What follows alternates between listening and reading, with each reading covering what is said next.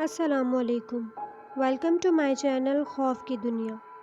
تمام video updates کے لیے چینل کو سبسکرائب کر کے بیل نوٹیفیکیشن کو آن کر دیں۔ یہ حیرت انگیز واقعہ میری نانی کے ساتھ پیش آیا۔ میری نانی اماں بے حد حسین تھی۔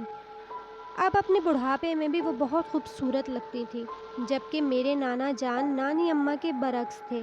نانی اماں کا خاندان ممتاز گھرانوں میں شمار کیا جاتا تھا۔ نانا جان نانی اماں کے پھوپھی زاد تھے اور نانی اماں ہی کے گھر رہتے تھے، کیونکہ ان کے گھر والوں کے مالی حالات اچھے نہیں تھے، مگر اس زمانے میں مالی حالات کے بجائے شرافت و نجابت کو ترجیح دی جاتی تھی، لہٰذا نانی اماں کی شادی ان سے کر دی گئی۔ شادی کے بعد نانا جان نانی کو لے کر کلکتہ چلے گئے۔ کلکتہ نانا جان کو بڑا راس آیا۔ وہ دیکھتے ہی دیکھتے لاکھوں میں کھیلنے لگے۔ جب دولت آتی ہے تو برائیاں بھی ساتھ لاتی ہے۔ نانا بھی بری صحبت کا شکار ہو گئے۔ ساری ساری رات گھر نہ آتے۔ نانی اماں آیا کے ساتھ گھر پر اکیلی رہتی۔ ان دنوں میری امی نانی اماں کی گود میں آ چکی تھیں۔ ایک رات طوفانی بارش ہوئی جو ساری رات جاری رہی۔ صبح ہوئی تو ساتھ والی پڑوسن نے نانی اماں کو آواز دی، حسینہ، تم کیسی ماں ہو کہ ساری رات تمہاری بچی روتی رہی اور تمہیں خبر بھی نہ ہوئی؟ نانی بہت حیران ہوئی کہ یہ کیسے ممکن ہے کہ ان کے ساتھ ساتھ آیا کو بھی پتہ نہ چلا ہو۔ دوسری صبح پھر پڑوسن نے شکایت کی تو تیسری رات نانی اماں نے جاگ کر رات گزارنے کا فیصلہ کیا۔ جب رات کے 2 بجے تو پڑوسن کی آواز پر اماں کھڑکی کے پاس گئیں۔ پڑوسن نے کہا، تمہاری بچی رو رہی ہے۔ نانی اماں نے پلٹ کر پلنگ کی طرف دیکھا تو امی بے خبر سو رہی تھیں، لیکن کسی بچے کی مسلسل رونے کی آواز آ رہی تھی۔ نانی بہت پریشان ہوئی۔ جب انہوں نے کمرے کی دوسری کھڑکی سے باہر گلی میں جھانکا تو انہیں 2 سائے بیٹھے نظر آئے اور انہی کے پاس سے بچے کی رونے کی آواز بھی آ رہی تھی۔ نانی اماں نے زور سے پوچھا، کون ہے بھائی؟ تمہارا بچہ مسلسل کیوں رو رہا ہے؟ انہوں نے کوئی جواب نہ دیا تو نانی اماں نے اپنا سوال پھر دہرایا۔ وہ سائے کھڑے ہوئے تو نانی اماں نے دیکھا کہ ان میں ایک مرد اور ایک عورت تھی۔ وہ کھڑے ہوتے ہوتے اتنے لمبے ہو گئے کہ دوسری منزل پر نانی کے کمرے کی کھڑکی تک پہنچ گئے۔ نانی اماں یہ دیکھ کر خوفزدہ ہو گئیں۔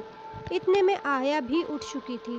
جب یہ ماجرا دیکھا تو اس نے فوراً آیت الکرسی پڑھنا شروع کر دی اور وہ سائے چھوٹے ہوتے ہوتے غائب ہو گئے۔ صبح جب نانا ابا آئے تو نانی اماں نے انہیں رات کا واقعہ سنایا۔ انہوں نے کہا، تم اکیلے میں ڈر گئی ہو۔ کئی دن تک وہ کہیں نہ گئے، لیکن کب تک؟ چند روز بعد وہ پھر پرانی راہ پر چل نکلے۔ 2 راتیں تو سکون سے گزری۔ تیسری رات بھی نانی اماں نے کمرے کی کھڑکی بند رکھی، لیکن جوں ہی رات کے 2 بجے پھر بچے کی رونے کی آواز آئی اور اچانک کھڑکی زور زور سے بجنے لگی۔ یہ رات یوں ہی جاگتے گزرتے گئی۔ صبح ہوئی تو پتہ چلا کہ چوکیدار گلی میں بے ہوش پڑا ہے۔ ہوش میں آنے کے بعد چوکیدار نے بتایا کہ رات کو اسے بچے کی رونے کی آواز سنائی دی تھی۔ جب وہ گلی میں آیا تو اس نے دیکھا کہ ایک عورت بچے کو گود میں لیے بیٹھی ہے۔ جب چوکیدار نے پوچھا کہ تم کون ہو اور یہاں کیسے آئی ہو تو وہ عورت یوں ہی خاموش بیٹھی رہی۔ جب چوکیدار نے اصرار کیا تو اس عورت نے سر اٹھا کے دیکھا۔ اس کی آنکھوں کی جگہ 2 گڑھے تھے اور جب وہ کھڑی ہوئی تو لمبی ہوتے ہوتے اوپر پہنچ گئی۔ یہ دیکھتے ہی چوکیدار بے ہوش ہو گیا۔ اس انکشاف پر مسجد کے امام صاحب کو بلا کر گلی دکھائی گئی۔ انہوں نے کوئی کلام پڑھ کر بتایا، وہ ایک جنی ہے، ہندو ذات کی۔ اس نے یہاں ایک بچے کو جنم دیا ہے، اس لیے یہ جگہ بہت پلید ہے۔ اسے پہلے گلاب کے عرق سے دھویا جائے، پھر قرآن شریف ختم کیا جائے۔ اس سارے عمل کے بعد اس عورت نے جان چھوڑی، لیکن اس نے اس علاقے کو آج تک نہیں چھوڑا۔ اس بات کی گواہی وہاں کے رہنے والے بھی دیں گے۔ ابھی 3 سال پہلے نانی اماں کلکتہ گئیں تو انہیں معلوم ہوا کہ اب بھی وہاں اس جنی کا سایہ ہے۔ نانی اماں نے یہ کہانی سناتے ہوئے کہا، میرے پوچھنے پر ملازمہ نے بتایا، سامنے جو آپ 3 منزلہ عمارت خالی دیکھ رہی ہیں، وہ جنی کئی برسوں سے اس پر قبضہ کیے ہوئے ہے۔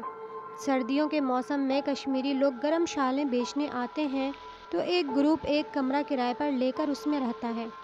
ان دنوں کمروں کا کال پڑ جاتا ہے۔ اس دفعہ کچھ کشمیری عمارت کے مالک کے منع کرنے کے باوجود وہاں کمرہ لے کر رہنے لگے۔ ابھی رات ہوئی ہی تھی کہ کبھی کمرے کی بتی خود بخود جل جاتی، کبھی بجھ جاتی، کبھی رونے کی آوازیں آتی، کبھی ہنسنے کی۔ دوسری صبح جب انہوں نے شالیں بیچنے کے لیے صندوق کو کھولا تو دم بخود رہ گئے۔ صندوقوں کے اندر ساری شالیں جل کر راکھ ہو چکی تھیں۔ وہ اسی وقت کمرہ خالی کر کے بھاگ گئے۔ یہ تو میں نے خود دیکھا ہے کہ رات کو پچھلے پہر پوری بلڈنگ کی بتیاں روشن ہو جاتی ہیں۔